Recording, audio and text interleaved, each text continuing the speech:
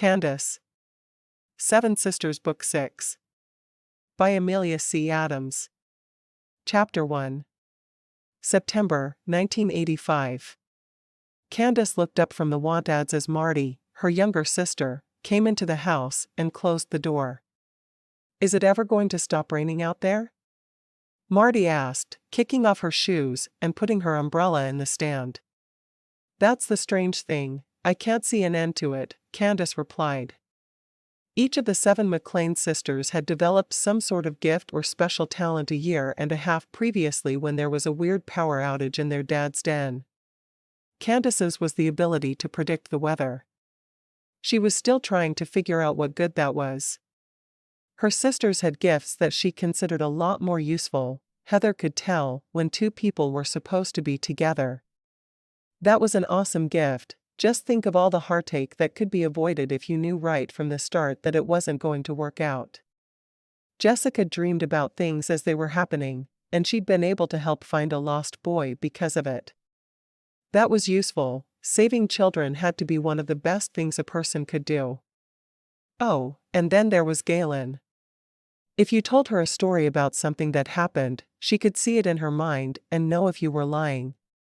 That had helped her a ton in her counseling practice. Rebecca had saved lives with her ability to diagnose disease and illness, and she would be hearing back any day now if she got into medical school.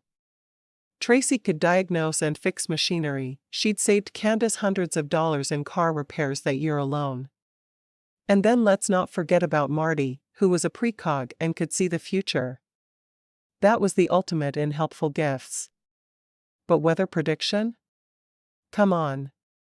The most good Candice could do was saving someone from ruining their favorite shoes in a rainstorm. That was hardly earth-shattering. Find anything good? Marty said, sitting down next to Candice on the couch.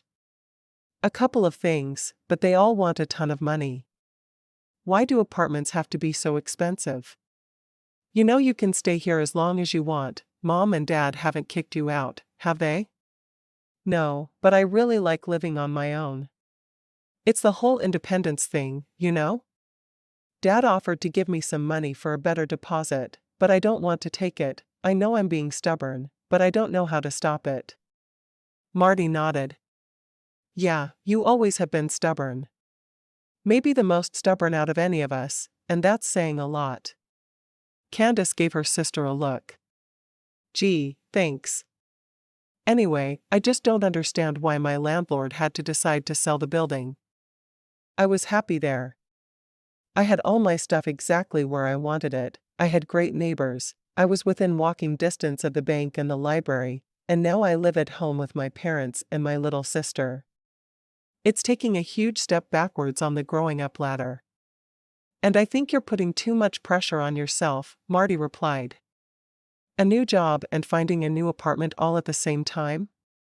Why not settle in at work first and then look for a new place? Take it in smaller chunks. Because I never do things the easy way. You know that. Candice put the paper aside and scowled. Do you see anything for my future? Like, where I should live or how this job's going to turn out? Marty picked up a throw pillow and whacked Candice's shoulder with it. I see you driving yourself crazy if you don't settle down and take this a little slower. Go to the movies with me tonight, let's do something fun. What's playing? Marty grabbed the rest of the newspaper and flipped through it. Blah, boring, dumb. Hey! Teen Wolf. Come on, Candice, let's go see it. Really? Candice shook her head. You just heard me talk about how much I want to be an adult and move forward with my life, but you want me to go see Teen Wolf? How does that even make sense? It makes sense because you need to have some fun.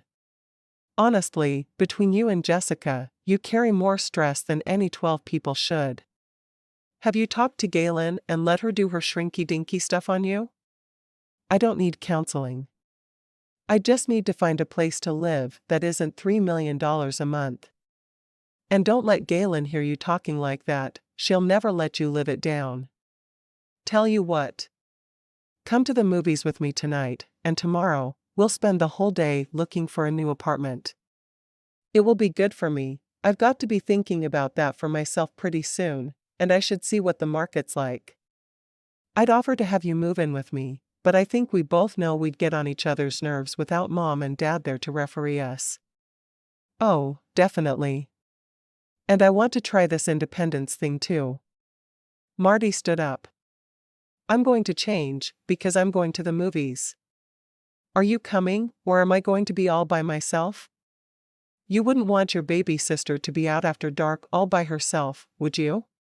Fine, I'm coming, Candice said, pulling herself out of the couch as well. But only because it's Michael J. Fox. You can take care of yourself perfectly well in daylight or in the dark, you don't need me. Oh, but I do. I need you to keep me from dying of loneliness. You'll never be lonely, Marty, with your personality, you draw people to you like flies. Although, why that's supposed to be considered good, I don't know. Things that swarm with flies aren't usually the most awesome things. Change your clothes and come on. You're overanalyzing again, Marty said, grabbing Candice's hand and pulling her down the hall. Once in her bedroom, Candice stood in front of her closet and scowled. She had plenty to wear, but she didn't feel like wearing any of it. Her new job at Downtown Chic had her staring at clothes all day, hanging them up, taking inventory of them, recommending them to customers, ringing them up, and she would be happy never to touch another outfit again. It had only been a week, so really, it was too soon to complain, but she'd complain anyway. It's not that clothes were bad. Clothes were awesome to keep you from being naked and stuff. It was just the way people acted. If they couldn't find just the right acid-washed jeans, they thought it was the end of the world, and they just had to be cooler than their friends. Candice remembered being in high school, and what it was like wanting to fit in, looked like not much had changed in the 5 years since she'd graduated. Finally, she pulled a t-shirt and jeans from the closet. They weren't super trendy, but that's what she was going for. When she went to work the next day, she'd have to totally rock her outfit, but for tonight, low-key was best. She'd wear her pajamas, actually, if it wouldn't embarrass Marty to death. She was just pulling on her high-top sneakers when the phone rang. She reached the kitchen just as Marty picked up the receiver. Hello? Oh, hi, Greg. Yeah, Candice is here. Just a sec. Marty handed Candice the receiver, cupping her hand over the mouthpiece. Hurry, okay? I don't want to be late. We're not going to be late, Candice replied, shaking her head as she took the phone. Hey, Greg. How's it going? Greg Burton's rich voice filled the receiver. Great. In fact, that's why I'm calling. I took my first real steps without support today. What? That's fantastic. Candice grabbed a kitchen chair and sat down. She knew she was keeping Marty waiting, but she needed to hear the rest of this story. So, the surgery was a success, then? Thanks to your sister, yes. Greg paused. I still don't know how she knew to recommend that specialist to me, but I'm so grateful she did. Rebecca's got great instincts, Candice replied, trying to figure out how to explain it without really explaining it. Rebecca was engaged to Greg's brother Jeremy, and she'd been able to use her gift to diagnose Greg's spinal injury and a way to surgically correct it. The whole family had gotten to meet Greg and the Burton parents soon after that, and Candice and Greg had hit it right off, mostly because of their shared love of Bon Jovi and double bacon cheeseburgers. There was nothing romantic going on, they were just friends, and Greg called once in a while to update Candice on how his physical therapy was going. Yeah, she really does. So, I won't take up your whole night, just wanted to share my good news. My therapist says she didn't expect me to walk for another 2 months at least, so apparently, I'm awesome. Well, we already knew that. Candice grinned. Have a good night. You too. When Candice hung up the phone, she looked over and saw Marty standing by the front door, her hand on the knob. Are we going?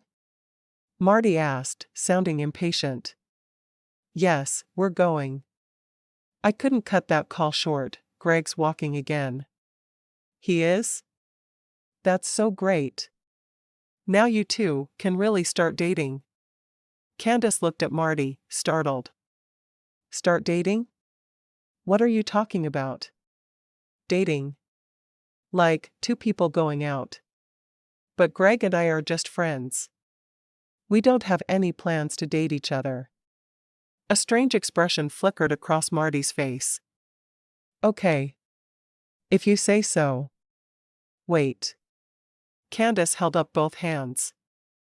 Are you precogging on me? Precogging? Is that an official verb or something? I don't know, but it should be. Are you seeing something about me and Greg? Marty sighed. Sometimes I see things that are definitely going to happen, and other times, they could happen. So let's not worry about it, all right? Let's just go to the movies and enjoy ourselves. That's what tonight's supposed to be about, remember? Relaxing and not worrying? Sure. Because now not only was Candice working a new job and looking for an apartment, but her precoggy little sister had just dropped a pretty big hint about Candice's future, and she wasn't at all sure how she felt about it.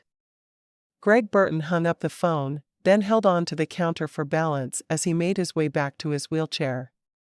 His mother, Hannah, watched him from the doorway to the laundry room, a concerned look on her face. I don't want you to overdo it, she said as she carried a basket of towels into the room and set it on the table. Remember what the doctor said, if you push yourself too hard, that will cause inflammation, and that swelling will push on your nerves. We don't want that. I know, Mom. I'm being careful, it's just hard to be patient. She took out a towel and folded it. I understand. We thought you'd never walk again, and then we were given this miracle. It's not easy, waiting to see how long it will take for you to heal, but let's not push it, all right? I'll try. Greg reached up and pulled out a second towel. There were still things he could do to be useful even if he did have to rest more often than he wanted. Who was that on the phone? Hannah asked casually, a little too casually to be natural. Candice McClain. Rebecca's sister? Yeah. I guess I didn't realize you knew her well enough to be talking on the phone. We talk every so often. Now it was Greg trying a little too hard to be casual. Hannah shook her head. Son, are you getting your hopes up? You've been off the dating scene for almost 3 years now. You've got to focus on yourself and your recovery before you can even think about a relationship. Greg set down his folded towel and reached for another one. That's just it, Mom. All my focus has been on my infirmities. I don't know what my feelings about Candice are right now, but I will say one thing, when I'm talking to her, I forget that I was ever in a car accident. She makes me feel like myself again, the person I was before all this happened. Hannah pursed her lips, then nodded slowly. All right then. You have my blessing, anyone who can do that for you must be good for you. Well, don't start planning my wedding yet, concentrate on Jeremy's, Greg said with a laugh. Chances are, Candice and I will just be good friends forever, and it will never move past that. I'm okay with that, I believe someone else will come along if she's not the one.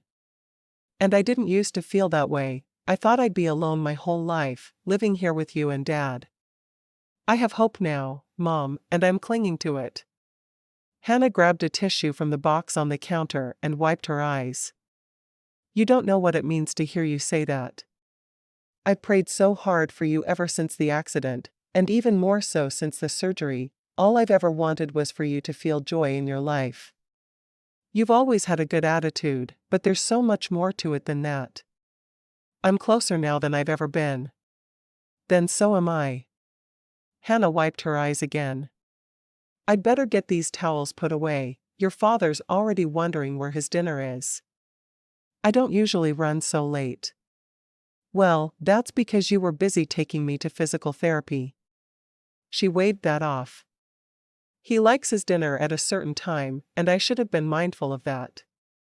The roast should be done now. I'll just finish whipping the potatoes, and we can eat. Greg shook his head. His parents were both still living the roles they'd seen their parents live, the doting wife, the providing husband. There was nothing wrong with stuff like that unless it caused stress in the relationship, and he didn't like it when his mom was stressed out about things like dinner running a little late. There were more important things to worry about, like the starving children in Africa. He'd watched the Live Aid concert on television that summer and had been moved deeply by it. Things like a late roast and potatoes didn't even register after that. I'll do the rest of the towels, Mom. You go ahead and finish dinner. She smiled. Thank you, Greg. I know it seems like I give way to your father a lot, but he works hard, and he deserves good, hot meals. He wondered if she could read his thoughts. Just so long as you get good, hot meals too, Mom. She laughed. Don't you worry. I've gained 5 pounds this year. I'm definitely eating my dinner. I might even need to pick up one of those Jane Fonda exercise videos if I'm not careful. She scooted the basket closer to Greg, then stepped over to the oven to check the roast. Greg shook his head as he reached for the next towel. Jane Fonda? Gaining weight? His mother had never mentioned things like that before. He felt like more was going on here, things he'd never picked up on before. Something had changed in his house, and while he wasn't sure it was any of his business, he sure wanted to figure out what it was. Chapter 2. All those apartments smelled like must, mold, or mice. Sometimes all three. Candice grabbed her red marker from the top of her purse and drew an X through each listing. What do you think?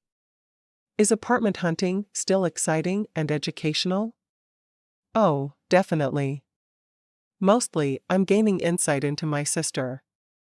You exhibit your frustrations rather creatively, Marty replied, turning a little in the passenger seat to look at her sister. What do you mean? Your little speech there about must, mold, and mice. You like alliteration. Earlier, you said one of the apartments had creepies, crawlies, and crusties. Well, it did. I'm expressing myself accurately. And creatively. I'm impressed. Marty glanced at her watch. What time did you need to get to work? I start in an hour. We'd better head back so I'm not late. Candice started the car and pulled onto the road. I'm starting to lose faith that I'll find anything here, and my job definitely isn't something I want to do forever. Think Mom will freak out if I moved out of town? She'll definitely freak out, but you can't let that stop you if it's the right thing to do, Marty replied. She'll freak out no matter where you move, even if it's across the street. That's kind of her thing. Yeah, she's always felt that went along with being a mother, Candice said. Do you think we'll be that way when we have kids? Some of us, probably yes. Some of us, probably no. I plan to be the totally hip, cool mom. Galen will always be seeking for her children's insights, and you, yeah, I think you'll be the freaking out kind. But in a good way, she hurried to add.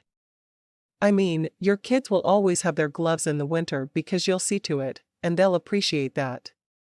Lovely. I'm the mom who keeps track of the gloves. You make me sound so glamorous. Candice guided the car onto the next street. Should I start collecting my dozen cats now, or wait until later? Well, later, obviously. You don't have an apartment to keep them in yet. You're so right. And that just brings us right back around to the start of this conversation. Candice thought things over while she got ready for work. Her family had money, lots of money. Because of the gifts and powers that ran through the seventh son in each generation, the McClains had amassed a healthy fortune, and all the family members, whether they had powers or not, benefited from it. Her father, Bob, didn't have any powers, but his nephew, Peter, was a precog like Marty, and he'd been able to add to the family funds by playing the lottery. If Candice decided to take her father up on a gift or loan for a good deposit, she would be able to get into a better apartment than the one she'd seen that morning. She believed, though, that the family money was meant to be used for truly good things, and she didn't feel like this counted. She'd be uncomfortable with it. She gave her hair an extra fluff and sprayed it, then headed toward the kitchen, where she knew she'd find her mother up to her elbows in flour. "Hey, Mom. I'm heading out to work." Barbara McClain looked up, a smudge of flour on her nose. "Did you find anything this morning?" "Nothing that didn't scare me. And it's not like this town is huge. I don't know if I'll be able to find what I'm looking for." "You can stay here as long as you need to." Barbara lifted a powdery hand. "And I know it irritates you to hear that. I just want you to know that you have the option." "Thanks, Mom. It does irritate me, but I know you offer it out of love, and that helps."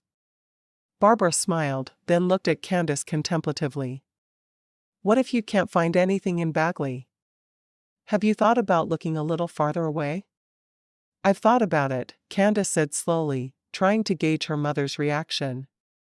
"I haven't checked the want ads or anything, though. I've been concentrating my search here." "Well, I'd love it if all 7 of my girls stayed here in town, but I'm starting to realize that's just not possible. It looks like Jessica will be heading back and forth to Nashville with Kent, and if Rebecca gets into medical school, she'll be moving to San Antonio, and of course Heather's in Idaho. Your father and I should sell the house, buy an RV, and spend our retirement traveling around the country to visit you all." "That might be fun." Candice laughed. "Oh, I can just see Dad now, tooling down the road in his Hawaiian shirt and sunglasses, you sitting next to him with your knitting." "You've got to do it, Mom." "I don't know about all that, but I'm thinking about the RV."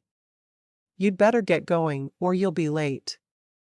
Candice reached out, pulled off a pinch of bread dough, and popped it in her mouth.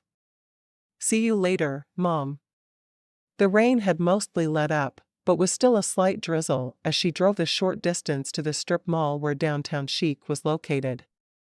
She avoided the puddles as best as she could as she crossed the parking lot, but she was still wetter than she wanted to be as she entered. Roxy, her manager, looked up from the till. "Hey there. I'm more than ready to hand this off to you. It's slow today, and the people who have come out are as cranky as crud." "I've never seen it rain like this before, have you?" Candice shook her head as she pulled off her overcoat. "Never, and I've lived here my whole life." "Well, I'm over it. I wish someone could tell us when it's finally going to stop. I'm getting to where I'd even take snow over this." So would Candice. As she hung up her coat in the back room, she paused, feeling out the weather, but she could detect no sunshine at all. It was almost as if the clouds had banded together to create an impenetrable shell separating the earth from the sky. What would cause such a thing, and in Bagley, Texas, where they averaged around 30 inches of rain in an entire year? Now it felt like 30 inches a day. She shook her head, trying to push that aside. She couldn't worry about that right now, or her apartment. She was at work, and she had work to do. She headed back up to the front. "What do you need?" "Dust the shelves and straighten the racks." "I'm running down the street for my lunch break. You're good on the register, so I know you'll be fine without me, and it's not like we're expecting huge crowds today." Roxy grabbed her purse from under the counter. "See you in a bit." She left, and Candice grabbed a rag and a bottle of spray cleaner for the shelves. She had just wiped down the first section when the door opened, making the little bell chime. She tucked away her cleaning supplies and turned to greet her customers, surprised to see Rebecca and Jeremy there, and Greg in his wheelchair. "Hi." Candice greeted them. "What a great surprise. Why didn't you tell me you were coming?" She directed this question at Greg, who shrugged and smiled. "I didn't know until this morning." Greg and his parents lived in San Antonio, an hour away. That wasn't very far if you compared it to, like, New York, but it was still far enough that she hadn't expected to see him. I'm glad you're here. Marty's been driving me nuts, and I need someone else to hang out with for a while. Rebecca laughed. You can't hang out with your other sisters? You've got lots to choose from, you know. You're all busy falling in love and getting married and stuff. Your schedules are pretty booked. Well, I don't deny that, but we're still here for you. Rebecca slung her arm around Candice's shoulders. This looks like a nice store. Trendy. Do you like it? I haven't been here long enough to say, but it's fun so far. She'd leave out the bit about the customers and their weirdness. I get an employee discount, and I'll always know what's in style, because this place keeps right on top of things. Like you care about stuff like that, Rebecca said, fingering a bangle bracelet on a rack next to the cash register. I admit, it's not a perfect fit for me, but neither was banking, Candice replied, referring to her previous job. Is it dumb to say that I don't know what I want to be when I grow up? You're 23. Do you have to know all the answers right now? Rebecca glanced over at the two brothers, who were checking out some belts on the other side of the store. Have you asked Marty for her opinion? She lowered her voice so she wouldn't be overheard. Jeremy knew about the family's powers, but Greg didn't. Marty says I'm going to drive myself nuts if I don't stop stressing out, and she's right. I didn't need her gifts to tell me that. Candice paused. She also said something about me dating Greg. She did? Rebecca's eyes flew wide. That's awesome. But wait. You don't seem too thrilled by the idea.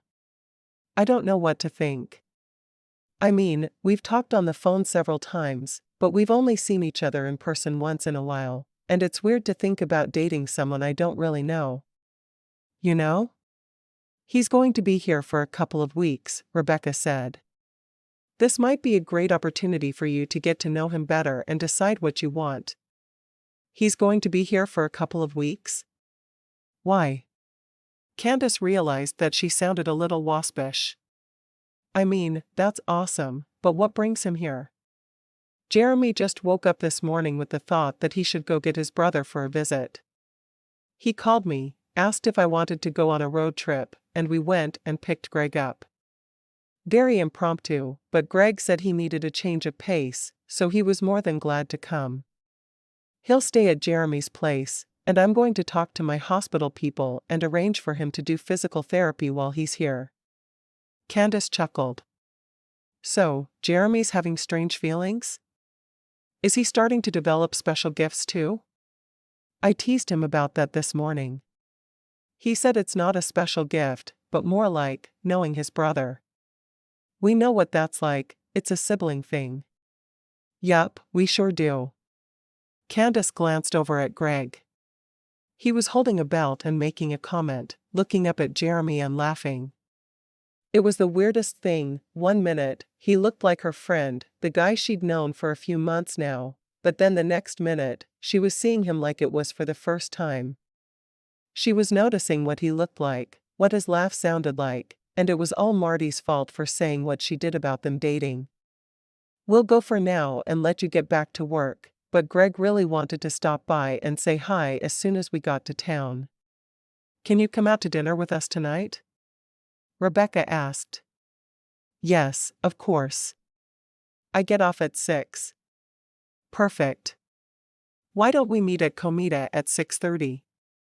We'll head down a little early and make sure there's a table. Sounds great. Greg had wanted to come find her as soon as they got to town. That was so sweet, and yet she'd hardly spoken to him at all since they'd gotten there.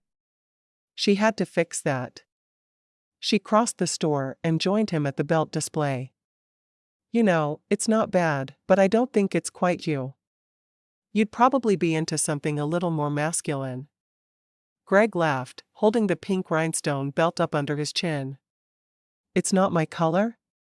It's not your gender. He laughed again. Fair enough. I'm guessing I'm not going to find anything for me here? It's a ladies' clothing store, so unless you'd like to try something completely different from your usual wardrobe, nope. I can't help you. I'm an adventurous guy, but I know how hard you ladies work to look as good as you do, and I'm not up to that sort of challenge. He nodded toward Jeremy. Should we let her get back to work? Yes, because it's so busy here today, Candice said. There were still no customers in the store, and she wondered if that's how the whole day was going to go. We'll see you at dinner, Rebecca replied, and the three of them left to scamper across the parking lot as quickly as they could so they wouldn't get drenched in the rain, the wheels of Greg's chair kicking up a spray of water as Jeremy pushed it. Candice leaned against the counter for a moment before collecting her dust rag from its hiding spot. First, she hadn't expected Greg to come rolling, into the store. Second, the fact that he wanted to see her right off the bat made her wonder if he was expecting more out of their relationship than she was willing to give. She was a little panicked at the idea that he might be depending on her too much. She wasn't cut out to be someone's anchor. That was a Rebecca thing. And third. Wow. He was actually pretty good looking, which was something she'd known, but didn't actually know. She hadn't been looking at him in that way because she thought of him as a friend. But now that Marty had brought up the possibility, she was noticing a nice chiseled jaw, a twinkle in the eye, maybe just a little bit of a dimple in his left cheek, and dang, if his arms weren't buff from rolling himself around in his wheelchair. She'd actually found herself attracted to him, and that had been such a surprise, she hadn't known how to respond to it. She grabbed the rag and dusted while she thought. How long had it been since her last boyfriend? She hadn't been serious about anyone for a while, and she'd chased away the last one by commenting that she thought it might rain, and then it started 15 minutes later. That might not have been so weird if it had been cloudy, but she had sensed the rain while it was bright and sunshiny, and almost as soon as she spoke, a huge cloud bank rolled in. It was pretty creepy, now that she thought about it, and she didn't blame old what's-his-name for taking off the way he did. Maybe that's what her gift was for, scaring off potentially bad boyfriends. Heather could identify them, and she could scare them. They should be working as a team. She moved on to straightening the clothes on the racks, her brain bouncing around from one thing to another. She wished she could just make it slow down and concentrate on one thing at a time, but that didn't seem possible. A group of high school girls came in an hour later and kept her busy as they tried on one outfit after another, leaving the unwanted clothes on the dressing room floor. She rang up the one t-shirt each they ended up buying, then spent 15 minutes cleaning up the mess they left behind. She didn't think she was cut out for being a sales clerk, not if this was how the majority of customers behaved. By the time she pulled into the restaurant, she was more than ready to stuff herself silly with cheese.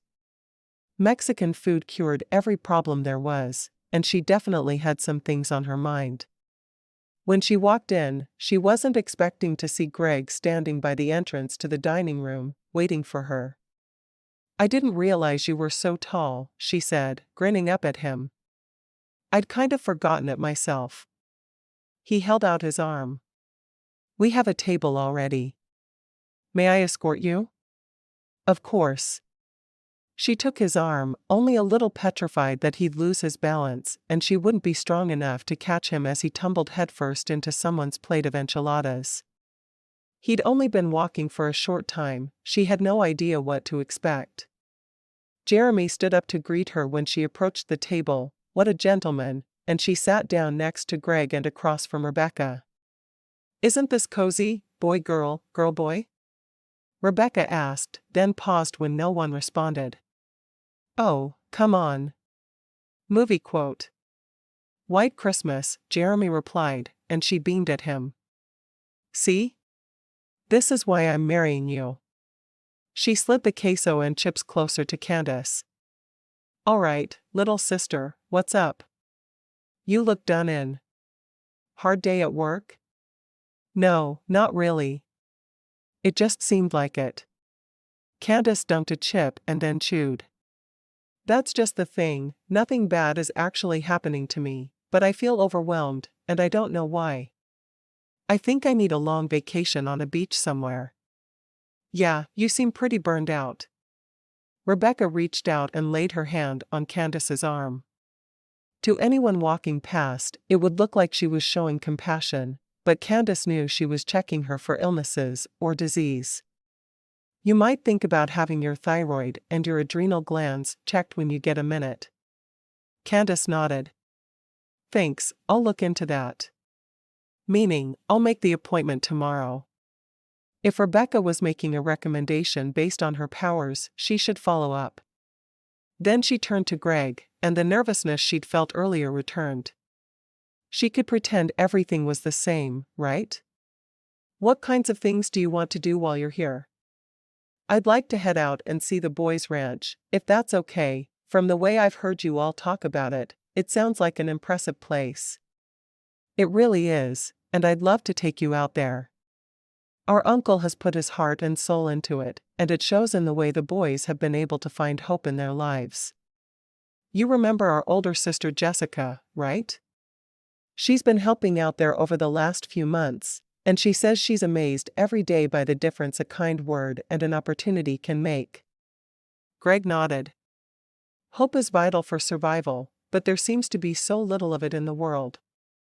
I can't tell you how much good Rebecca did for me by giving me hope that I'd walk again. I think that might have done me almost as much good as the surgery itself. Rebecca waved a hand. Oh, you're making me blush. I was just doing my job. Jeremy put his arm around her shoulders. In the kindest, most generous way possible. Candice looked at Greg and rolled her eyes. Can you believe these two? The way they goober all over each other is ridiculous. Oh, I don't know. I think it's cute. Greg flashed his brother an over-exaggerated grin. Their meal arrived, and Candice nearly dove headfirst into her cheesy enchiladas. Conversation dwindled to nothing as they ate, and then as soon as Rebecca and Jeremy were done, they stood up. We just remembered that we've got to go, Jeremy said. Candice, would you mind giving Greg a ride back to my place when you're done? Sure, she replied, and they skedaddled out the door. That was not at all subtle, Greg said, watching them go. Yeah, you'd think they wanted us to spend some time together or something, Candice replied. She wasn't sure how she felt about that. She'd either be thanking Rebecca or strangling her the next time she saw her. Chapter 3. Greg couldn't help but feel like he'd made a mistake in coming to Bagley. When Jeremy had called that morning and invited him to come, it sounded fantastic, a nice change of pace, a chance to get out of the house for a while. He'd be with his brother and his brother's fiancée the whole time, and who could ask for better supervisors than a paramedic and a nurse? And then, of course, there was the chance to hang out with Candice. He knew she'd be surprised to see him, and rightfully so, but he hadn't expected her to be so uncomfortable. She looked like she felt absolutely awkward, and that wasn't what he'd intended. And now with the way Jeremy and Rebecca had all but run out the door, leaving the two of them alone, it made things even more uncomfortable, and he didn't know how to fix this. Well, there was one way, and it would require the absolute truth, but he could do that. Candice, I feel like I owe you an apology, he said, turning to face her. I didn't mean to pressure you by showing up like this, and I don't expect you to spend all your free time playing tour guide for me, let alone taking care of me. You don't have to take me out to the boys' ranch, I'm great just to hang out at Jeremy's. He just got a ham radio of his own, and he's asked me to set it up and show him the basics. So really, I'm fine. She sucked in a deep breath, and for a moment, he worried that he'd only made matters worse. It's not that, she said at last. It's not that at all. Then what is it? She chuckled, seeming embarrassed. Well, since we're having true confessions right now, when I got off the phone with you last night, Marty said something about us dating, and I didn't think much of it at the time because we've just been friends. But while you were at the store this afternoon, her face turned pink, but she forged on. I started thinking that maybe dating you would be fun, and then I got nervous, and I don't know what you think about that idea, but you're kind of perfect in a lot of different ways, and I don't know what to do with this new revelation." "I'm kind of perfect?" Yeah. But if that's going to be weird, you can forget I said anything." He threw his head back and laughed. "Do you know how long it's been since anyone wanted to date me? Why would I ever say no to you? Because we were just friends," and she looked down at the table. "I'm making this worse, aren't I?" "No. Listen." Now that Greg knew the real reason why she'd been acting so strangely, he could deal with it, and also be just a little bit blown away by it. "I like you, Candice. A lot.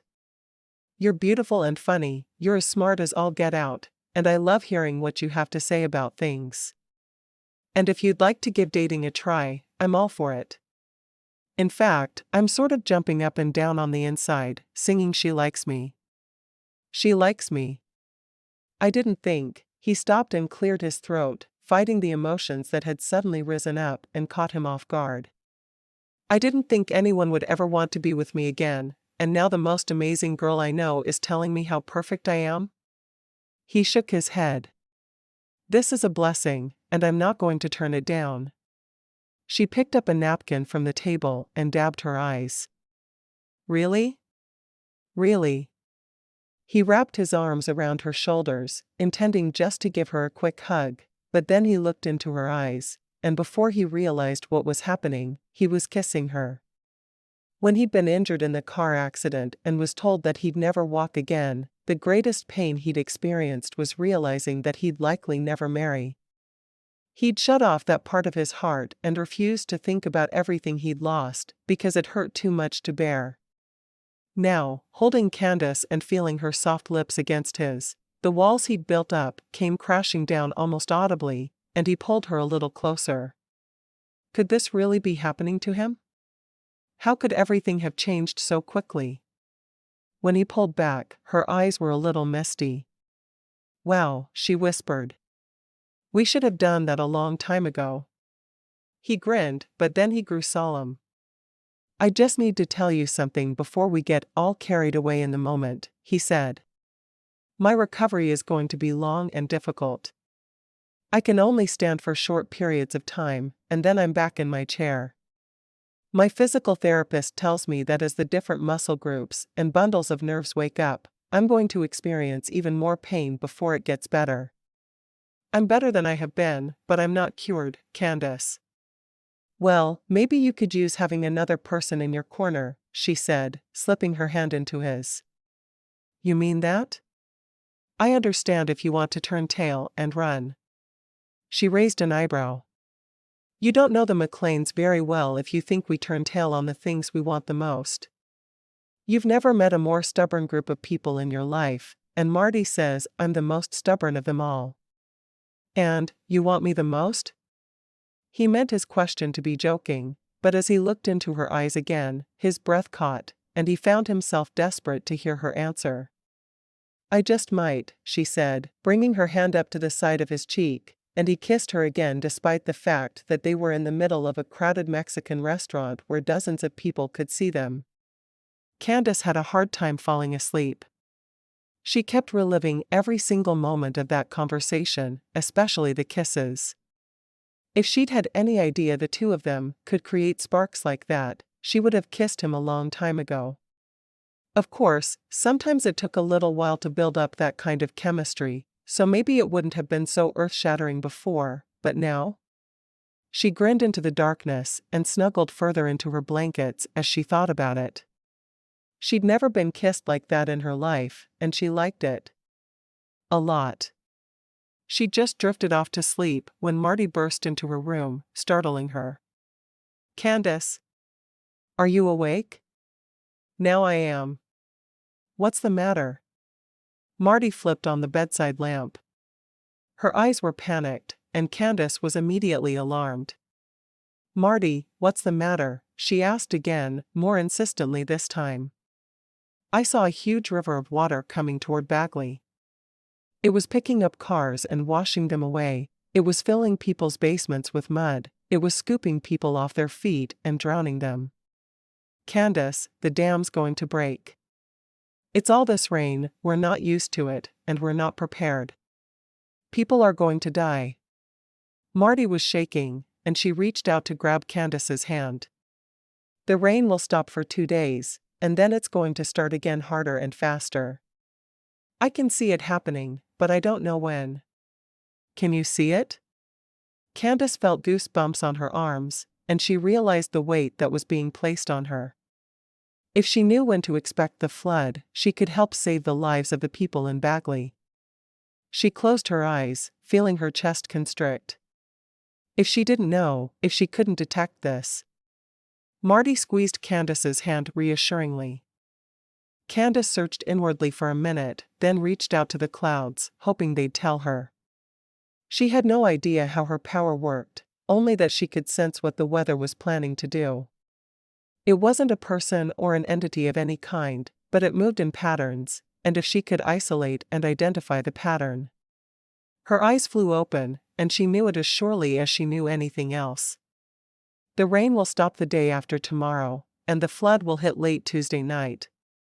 Marty sat down on the edge of the bed and pressed her hands between her knees. All right.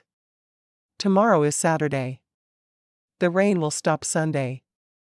That gives us 4 days. She turned to meet Marty's gaze. What can we do in 4 days? The goosebumps on Candice's arms didn't go away, they multiplied. We have to get the word out that everyone needs to evacuate. We need to arrange for sandbags. We need to make sure that the hospital doesn't lose power. We need people filling water bottles, as many as they can. And we need to call our sisters and have a meeting, Marty said. I'll arrange that right now. Yes, a meeting of all the sisters. Candice had a feeling they were all going to be needed before this was over. 6 McClain sisters, 3 husbands, 1 fiancé, and 1 new boyfriend gathered in Steve and Tracy's living room. It was 6 o'clock in the morning, but they were all wide awake, adrenaline working better than coffee. Marty had kept the message short and sweet, and now Candice was in charge of breaking the news. Well, 2 sets of news. This was going to be fun. Hey, everyone, sorry for dragging you out of bed like this, she said. Tracy, thanks for letting us meet here. I didn't want to worry Mom and Dad until we have a plan.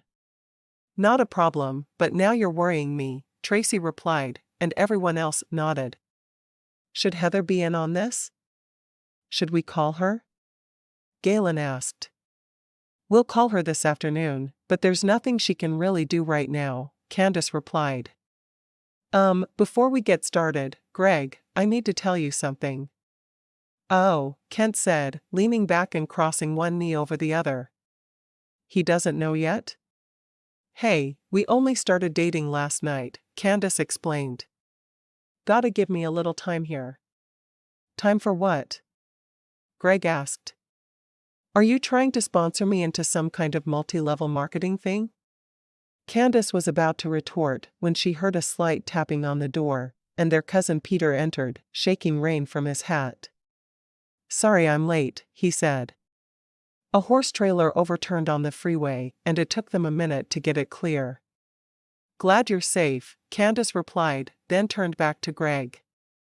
Okay, you're going to have to bear with me, okay? All right. He looked curious, but amused. So, my dad's really into gadgets and gizmos, you knew that already. Well, about 1.5 years ago, we were all in his study, checking out some of his new toys, and we had an electrical surge that zapped through the house. As a result of that, she took a deep breath. Each of the 7 of us manifested some sort of unique talent or gift. You mean like, playing the piano or something? Greg looked confused. Sometimes I wish it were that simple, Candice replied. She glanced at Galen for support, and her sister nodded. Heather's a matchmaker, Jessica has dreams, Galen knows if someone's lying, Rebecca can diagnose diseases, Tracy can fix things, I can predict weather, and Marty's a precog. Candice said it fast, thinking it might be easier that way. That's how Rebecca knew what was wrong with your back, and that's why we've called this meeting. Something huge is about to happen, and we need your help, all of you. Greg glanced around the room, a grin on his face. Okay, so you're all in on this, right? This is my hazing, my welcome to the family or something? Yes and no, Steve said, giving Tracy's hand a little squeeze. Yes, you're being trusted with privileged information, but this isn't a hazing. Candice cleared her throat. Greg, we'll give you a minute to digest that and ask questions later. And probably get out of there as quickly as he could, wheels or no wheels. In the meantime, I need to tell you all what's going on. Marty? Marty scooted forward to the edge of her chair and glanced around. I saw something tonight, she said, and everyone in the room stiffened. Candice felt the atmosphere shift from curious to tense. Because of all the rain we're having, the dam is going to break, and Bagley is going to flood. We've got 4 days, this is all going to happen around midnight on Tuesday. How bad? Kent asked. A lot of property damage, and some lives lost, Marty replied. Over next to Galen, her husband, Officer Zachary Jones, cleared his throat. We'll need to get everyone on board, he said. The police, the firemen, the hospitals, his voice trailed off. I don't know how I'm going to get my captain to believe it, though. That's the problem we're running into, Candice said.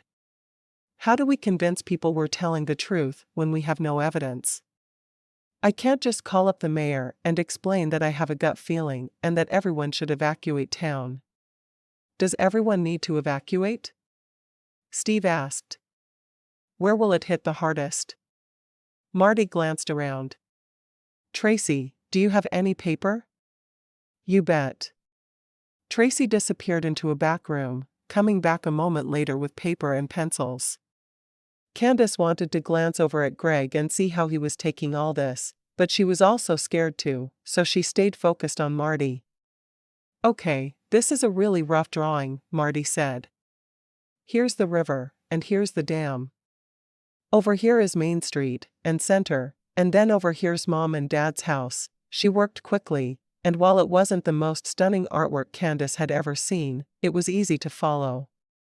The water's going to come down here and take out this road and these buildings.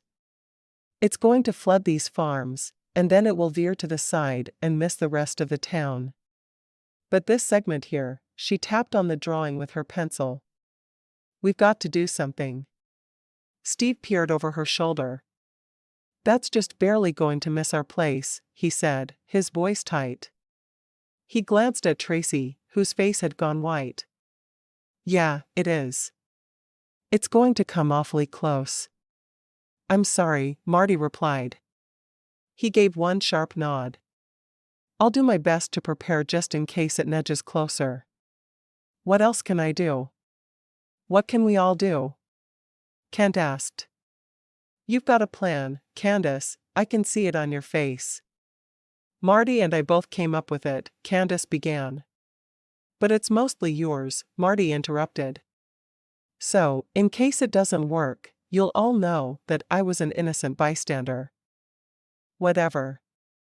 Candice shook her head. All right, I'm just going to head down the list here. Jessica and Kent, you have a lot of pull in this community. Talk to the teachers, talk to the parents. Tell them you have a suspicion that the dam might break because of the rain. See if you can get them to meet with us for an emergency planning meeting tonight at the church. Will do, Jessica said, and Kent nodded. Of course, they still needed to ask permission to hold that meeting at the church, but Candice would worry about that later. Galen, you talk to the radio station. Zachary, do you think we can get the police on board with this? That's what I'm getting stuck on, he replied. I believe you, of course I believe you, but without evidence, how will I convince my captain? When the dam actually breaks, everyone on the force will work as hard as they can, but getting ready for it? He shook his head. Let me keep thinking about it, okay? There's got to be a way. Candice nodded. She completely understood. Rebecca, you're kind of a big deal at the hospital. What do you think? Rebecca nodded. It helps that the chief of staff knows my secret. Yes, I'll talk to him and get him prepared. I'm running into the same problem as Zachary, Jeremy chimed in. I know my boss will do everything he can once the emergency has happened, but getting him to act beforehand will be tricky. If the two of you will do the best you can, that's really all we can ask, Candice said. She was getting exhausted, not only from the lack of sleep the night before, but the stress. She sank down onto the edge of her chair, deciding that standing up wasn't all it was cracked up to be.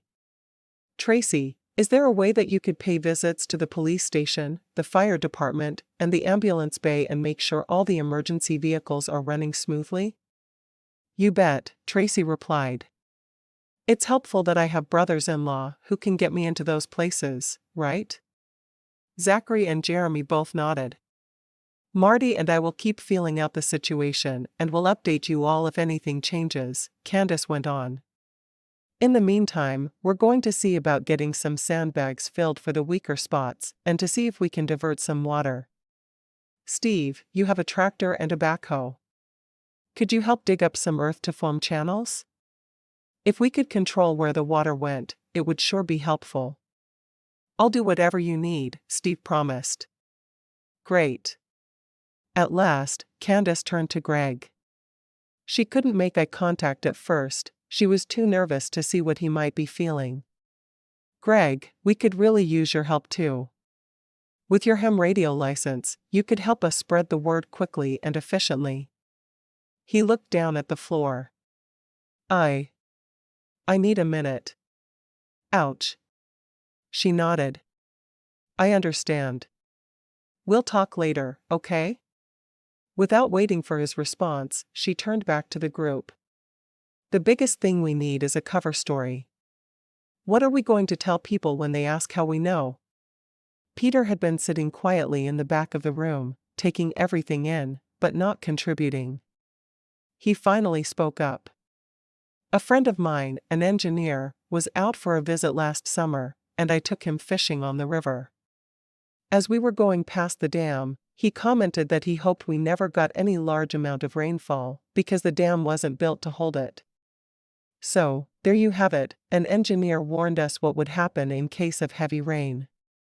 Peter, do you have anything to add to my map or what I saw? Marty asked. She turned to Greg. Peter's a precog too, she explained. Greg didn't reply. This wasn't good. Peter stepped up to the table and looked over the map. This resonates with what I saw, he said. But the path of the water did become wider over here. He pointed. That's the daycare center, Jessica said. Thank goodness this will happen late at night when the children are safe at home. But the couple who owns it live in an apartment upstairs, Tracy said. We'll have to make sure they evacuate. The buzz continued around the room as everyone discussed how they planned to carry out their assignments. Zachary, Jeremy, and Rebecca gravitated toward each other, which made sense because they all worked in public services.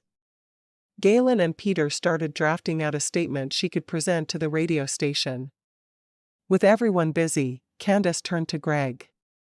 Can we talk now? She asked quietly. Yeah. Is there somewhere?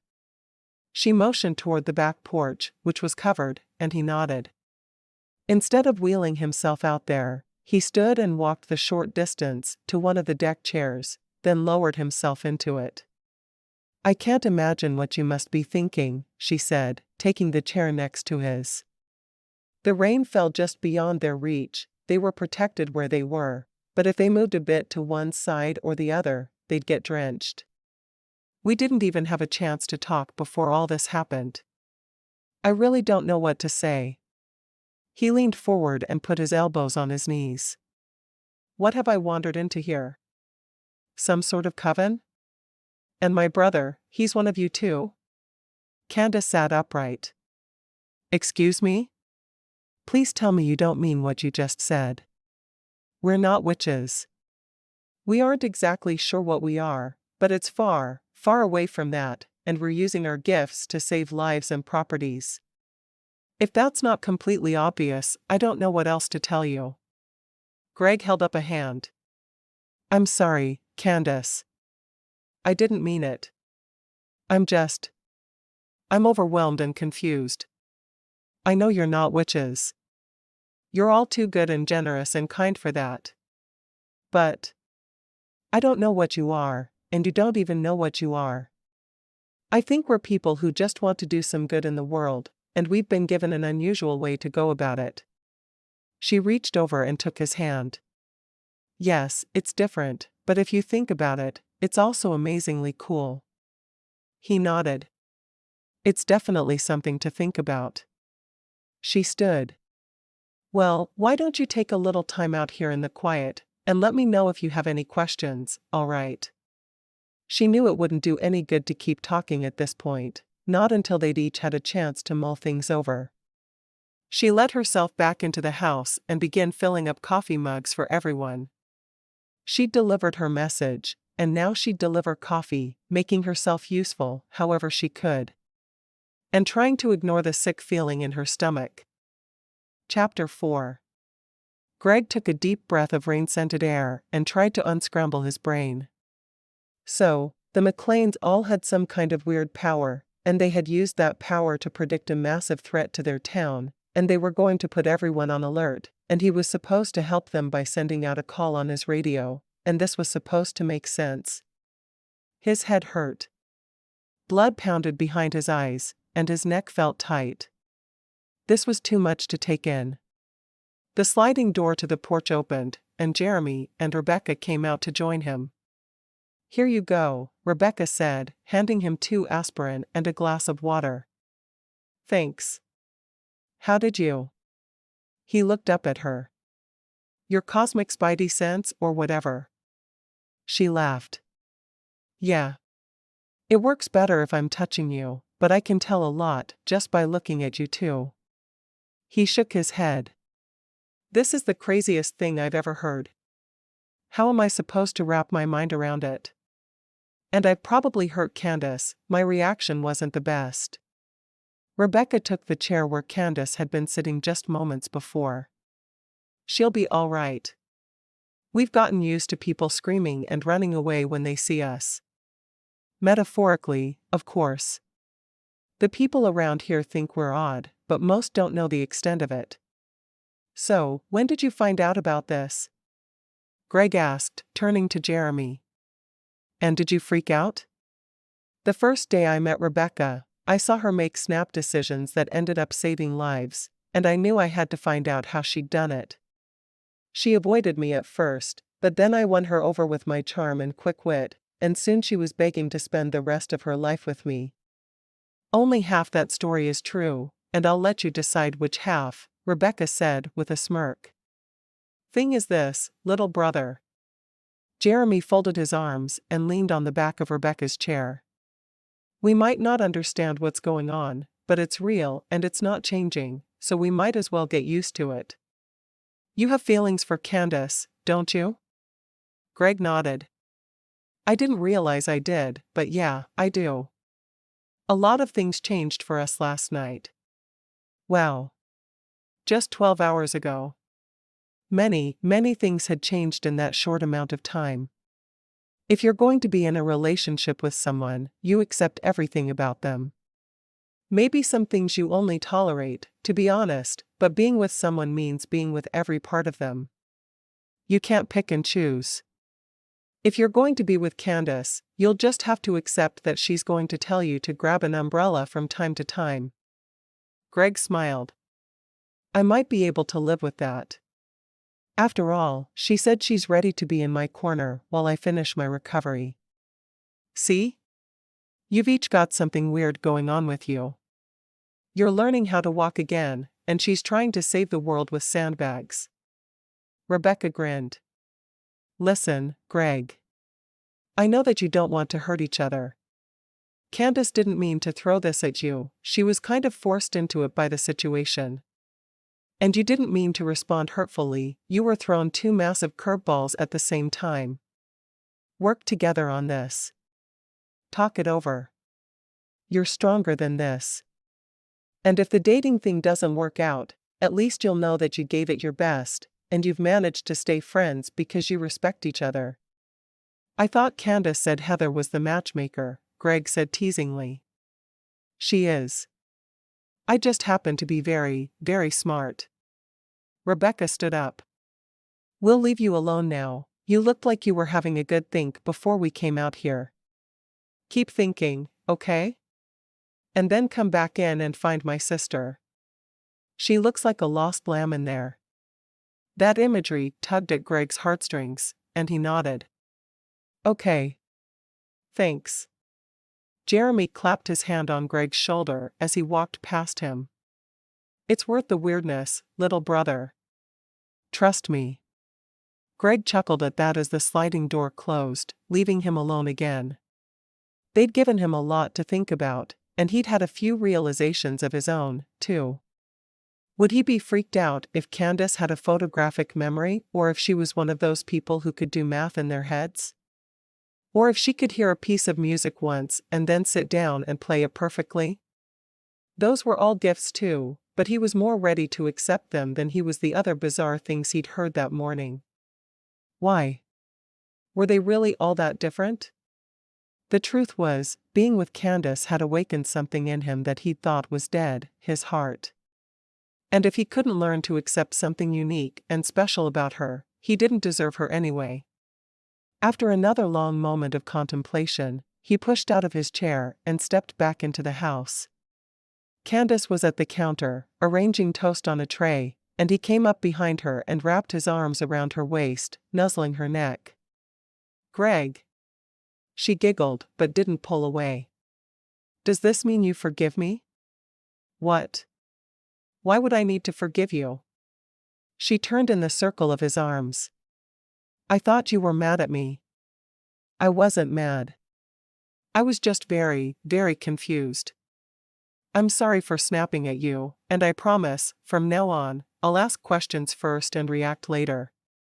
No more flipping out. She smiled. I like that idea. And for my part, I'll try not to hide any more supernatural powers from you. I think that's a fair compromise. He bent to kiss her, feeling the rush of heat and chemistry flow between them again. He would be an idiot to throw all this way just because he didn't understand it. Are we good, then? She asked, looking up into his eyes. We are. But I need my chair. He wouldn't have traded that kiss in for anything, but his legs were about to collapse under him.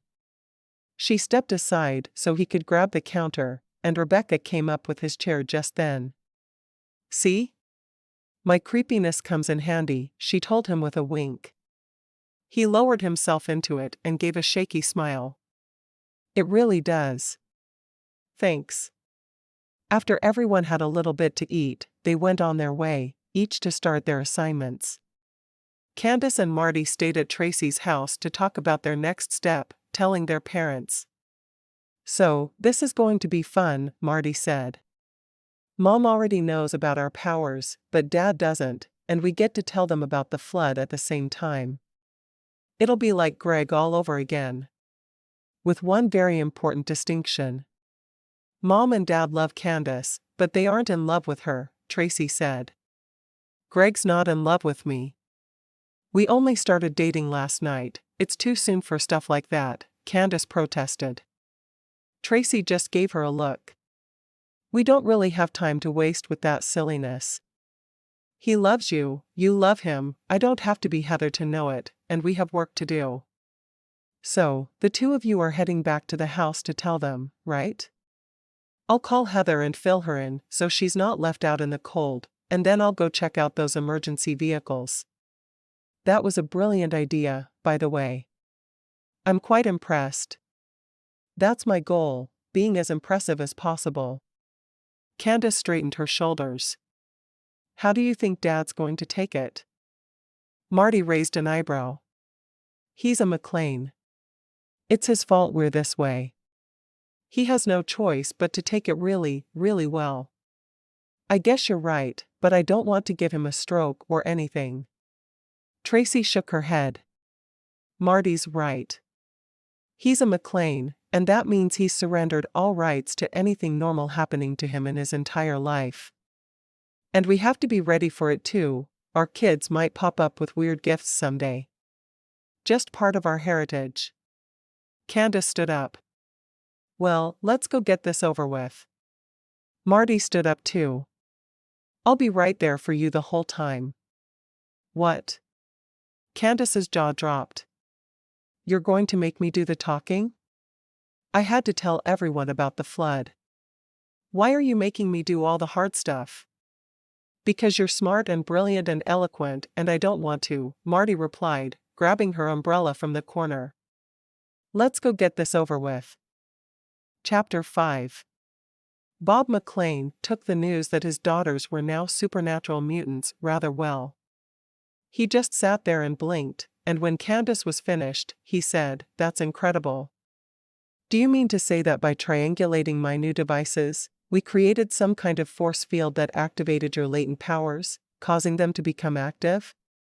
How can we replicate that?" "I don't think we want to replicate it, Bob," Barbara said.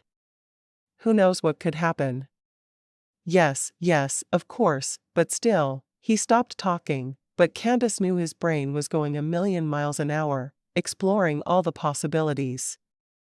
"There's something else, Dad," she said, interrupting what was either the formulation of a new video game or a new invention, she never was sure.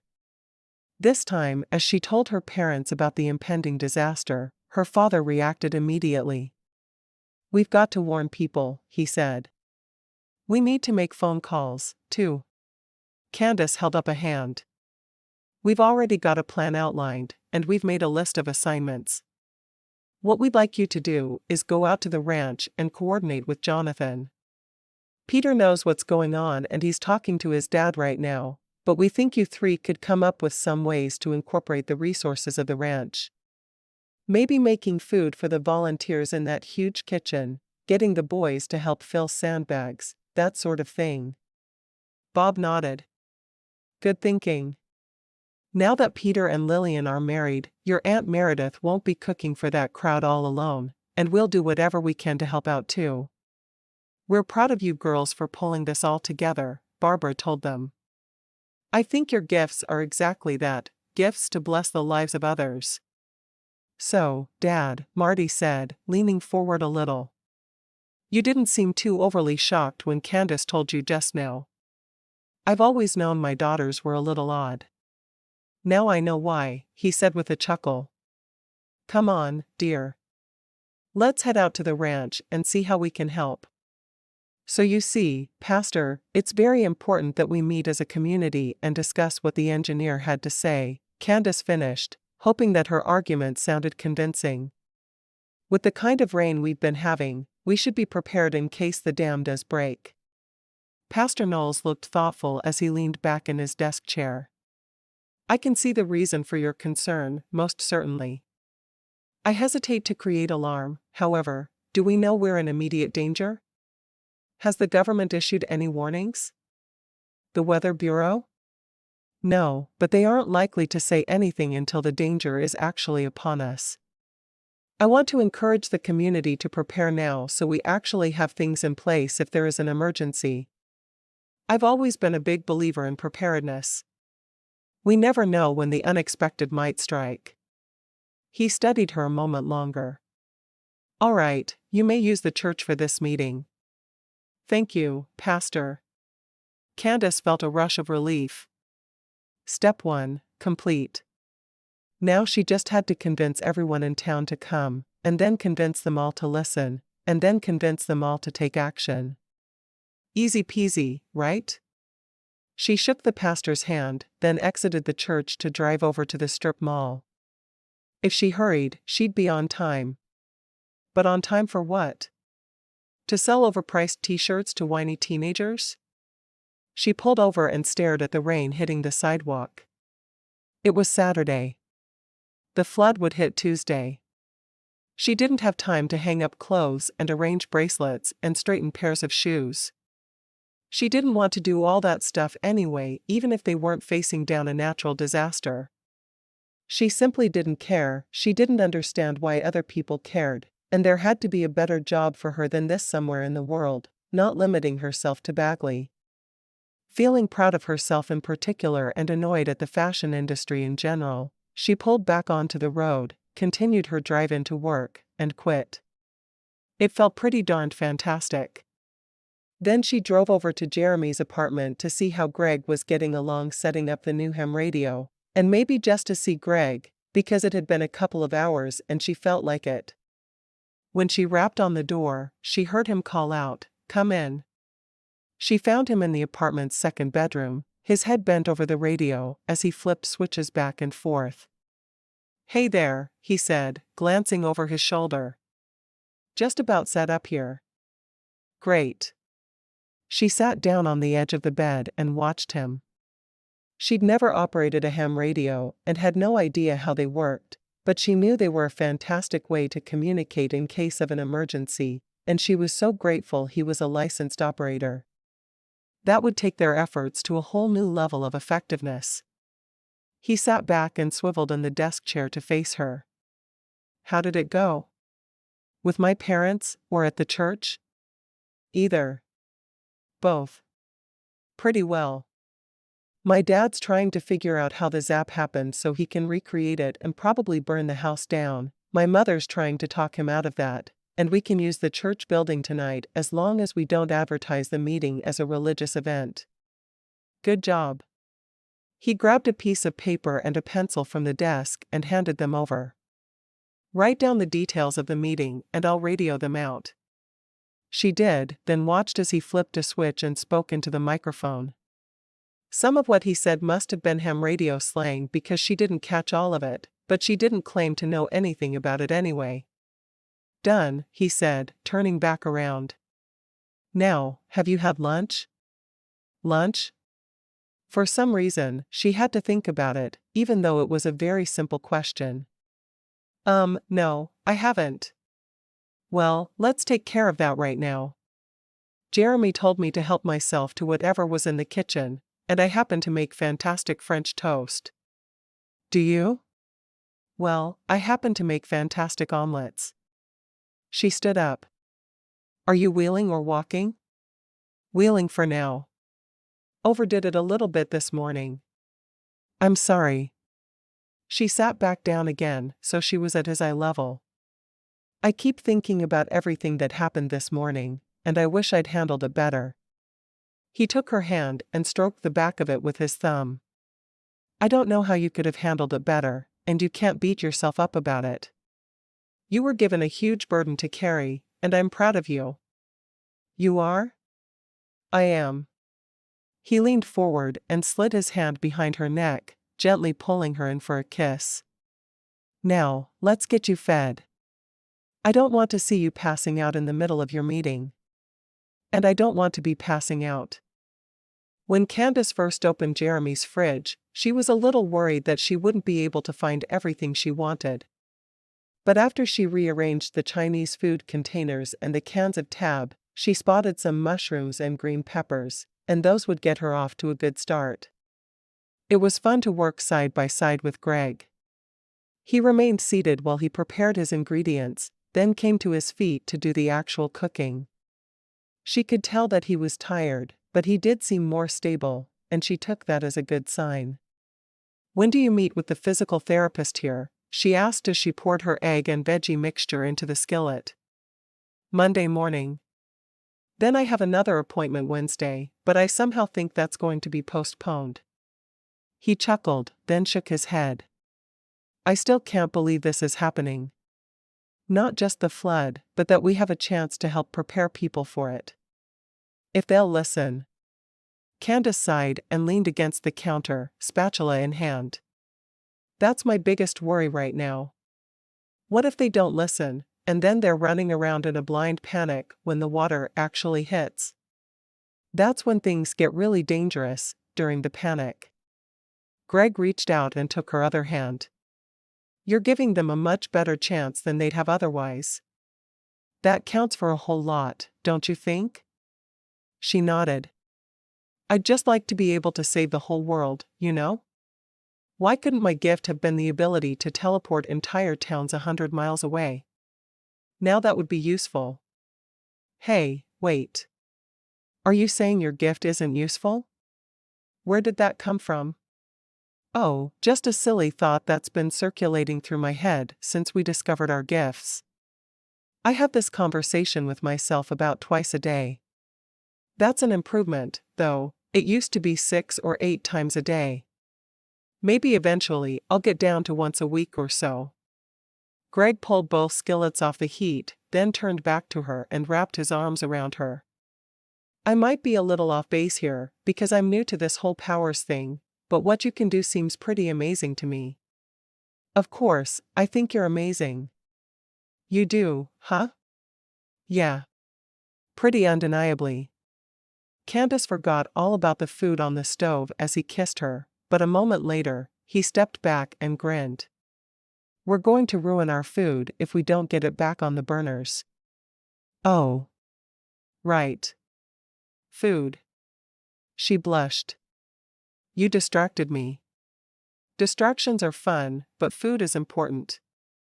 Very true. They finished cooking, then sat at the table to eat. Candice could tell he was in pain. He'd probably been standing for too long, and she'd encouraged it. She'd have to see if she couldn't find ways to encourage him to sit more. So, are you ready for tonight? He asked after he swallowed his last bite of omelette. As ready as I'm going to be. She dragged in a breath. She didn't want to do this. She'd rather be doing anything else but this. But it had fallen to her, and she'd have a lot of support from her family and friends, and Marty seemed to think she'd be successful, so she really should just buck up and do it, right? Her insecurity must have shown. Greg took her hand and squeezed it. Just concentrate on all the good you'll be doing, he said. Focus on your desired outcome. That's what they told me my first round of physical therapy. So, doing this is going to be just like enduring excruciating pain? He chuckled. Okay, maybe using physical therapy as my example wasn't the best idea, but you get what I'm saying. I do. And I appreciate it. Focus on the desired outcome, I can do that. She paused. You know, things were a lot easier last week when my biggest worries were finding an apartment and making my new job work. Now I'm still homeless, newly jobless, and there's a wall of water getting ready to crash through town. But you have a new boyfriend, Greg pointed out, and she grinned. Yes, I do. So I can't complain about this week overly much. That's right. He leaned over and kissed her. You'd better get on your way, you have some stuff to do before the meeting, and I need to lie down for a little while. Are you all right? I'm great. I just have to vary my position throughout the day to keep from stiffening up. I'll see you later. Candice gave him a quick kiss goodbye, then headed outside to her car. She used to love rain, but now she hated it. The incessant sound, the constant dampness, and knowing what it was about to cause. As she climbed into the driver's seat, she gasped as a new sensation hit her. Something was shifting, something was changing. She drove back to her parents' house as quickly as she could for the road conditions, praying hard that her sister was home. She ran inside to see Marty sitting between her parents on the couch, her face white. It's coming faster, Marty said, echoing what Candice already knew. What's going on? There was a shift in the atmospheric pressure, Candice replied. We're looking at Monday afternoon now. Barbara closed her eyes. Monday afternoon? That's 48 hours away. Can't we do something to strengthen the dam? Bob asked. We're focusing on what to do when it breaks. What if we keep it from breaking? Candice sat down across from her family and took off her wet shoes. She'd tracked in a little mud, but she'd clean it up in a minute, and her mother hadn't seemed to notice anyway. I've been thinking about that, and I can't figure out how, she answered. I'm not a very engineering type, but wouldn't we have to drain the river or something in order to work on the dam?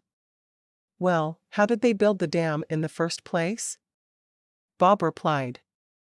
The river was there at the time, they didn't drain it then. I don't know. Candice leaned forward and put her head in her hands. My brain feels like it's going to explode. It won't, Marty said. You'll have a perfectly intact brain when we're done. I promise. Candice managed to smile. Trust Marty to keep the humor going even in the darkest moment. Okay. So. We hold the meeting tonight as planned, nothing's changed there. But we need to see how Steve's coming along with his backhoe. Dad, how did things go out at the ranch? Great. Jonathan's pulling the boys together now and explaining what needs to be done. We're actually only here to grab some gloves and work boots, then we're heading back out. I sort of slowed them down with my mild panic attack, Marty said. But now that you're here, we can panic together and send our parents on their way. Good idea. Get out of here, Mom and Dad, Marty has someone else to panic with now. Barbara laughed as she stood up. I'm glad we raised you all to be there for each other. We'll see you at the church tonight. Jonathan and Meredith are planning to come too, along with Peter, and they'll bring some of the older boys. Great. Now I suppose we need to figure out how to get the mayor there. Candice wished there was a way to address this from the ground up, but she knew if they didn't get the town's politicians on their side, the whole thing might turn into a paperwork tangle that none of them had time for. Meredith is actually good friends with the mayor's wife, and I bet she'll make the call for us, Barbara said. I'll ask her when we get back out there. Thanks, Mom. That was a huge relief. Candice didn't know the mayor or his wife on a personal level, and she couldn't imagine calling them at home on a Saturday when the dam was still perfectly intact. Bob and Barbara left, and Candice looked over at Marty. So, magic sister of mine. Please tell me this all turns out the way it should. Marty nodded. Everything's going to turn out the way that it should, but there's a lot of hard work between here and there. I can handle hard work. It's the uncertainty I can't handle. I'll keep reassuring you, then.